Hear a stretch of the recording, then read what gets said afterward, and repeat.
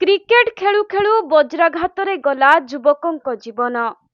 ढेंकानाल जिला कंकड़ाहाड़ थाना कंटापाल पंचायत अंतर्गत अढ़ापल्ली गाँव में घटी एपरी अभावनीय घटना।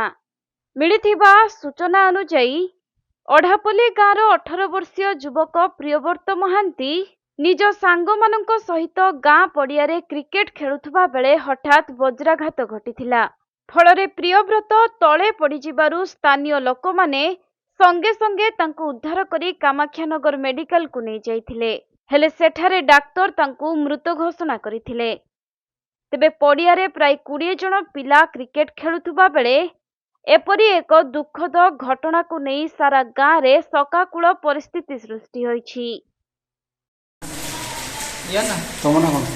गोपीनाथ मान